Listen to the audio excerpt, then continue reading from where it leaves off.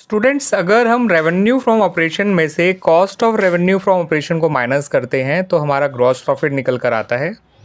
उसमें से operating expenses को माइनस किया जाए तो ऑपरेटिंग प्रॉफिट निकल कर आता है, और ऑपरेटिंग प्रॉफिट में से नॉन ऑपरेटिंग एक्सपेंसेस माइनस किए जाएँ और नॉन ऑपरेटिंग इनकम प्लस किया जाए तो नेट प्रॉफिट निकल कर आता है। ठीक है स्टूडेंट्स, इस सीक्वेंस को ध्यान रख लीजिएगा। अगर आपको ऑपरेटिंग प्रॉफिट निकालना है फ्रॉम रेवेन्यू फ्रॉम ऑपरेशन तो आपको cost of revenue from operation और ऑपरेटिंग एक्सपेंस दोनों माइनस करने होंगे। और यहाँ पर एक बात और ध्यान रखिएगा कि cost of revenue from operation और ऑपरेटिंग एक्सपेंस मिलाकर बनता है ऑपरेटिंग कॉस्ट, यानी कि हम रेवेन्यू फ्रॉम ऑपरेशन में से ऑपरेटिंग कॉस्ट को भी माइनस कर दें तो भी हमारा ऑपरेटिंग प्रॉफिट आ जाएगा। और अगर मैं ग्रॉस प्रॉफिट से ऑपरेटिंग प्रॉफिट निकालना है तो केवल ऑपरेटिंग एक्सपेंसेस माइनस करने होते हैं। ऑपरेटिंग एक्सपेंसेस के अंदर ऑफिस एंड एडमिनिस्ट्रेटिव एक्सपेंसेस आते हैं, उसके अलावा सेलिंग एंड डिस्ट्रीब्यूशन एक्सपेंसेस आते हैं। ठीक है स्टूडेंट्स, और हमें अगर नेट प्रॉफिट से ऑपरेटिंग प्रॉफिट निकालना है तो ये रिवर्स कर दीजिएगा, नॉन ऑपरेटिंग इनकम माइनस कर दीजिएगा, नॉन ऑपरेटिंग एक्सपेंस माइनस कर दीजिएगा, आप ऑपरेटिंग प्रॉफिट तक पहुंच जाएंगे। ठीक है स्टूडेंट्स, ऐसी ग्रॉस प्रॉफिट निकालने के लिए रेवेन्यू फ्रॉम ऑपरेशन में से cost of revenue from operation minus किया जाता है।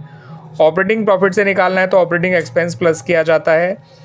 नेट प्रॉफिट से निकालना है तो इसे माइनस, इसे प्लस और इसे भी प्लस करेंगे तो यहाँ पे हम पहुँच जाएंगे।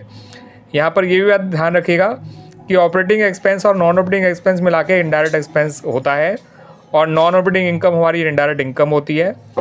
तो हम ये भी कह सकते हैं कि नेट प्रॉफिट में इनडायरेक्ट इनकम माइनस करें और इनडायरेक्ट एक्सपेंस प्लस करें तो हम ग्रॉस प्रॉफिट पे पहुँच जाएंगे। तो देखिए स्टूडेंट्स, कई सारे फॉर्मूले हमारे बन जाते हैं इस छोटे से सीक्वेंस को याद रखने से। तो इस वीडियो को आप दोबारा देखिएगा और इस सीक्वेंस को आप भी बनाकर देख लीजिएगा और ये सारे फॉर्मूले आप बना सकते हैं। तो ये आपको प्रॉफिटेबिलिटी रेशियोज़ में आपको जो ग्रॉस प्रॉफिट रेशियो होता है निकालने को आता है, ऑपरेटिंग रेशियो निकालने को आता है, ऑपरेटिंग प्रॉफिट रेशियो निकालने को आता है और नेट प्रॉफिट रेशियो निकालने को आता है।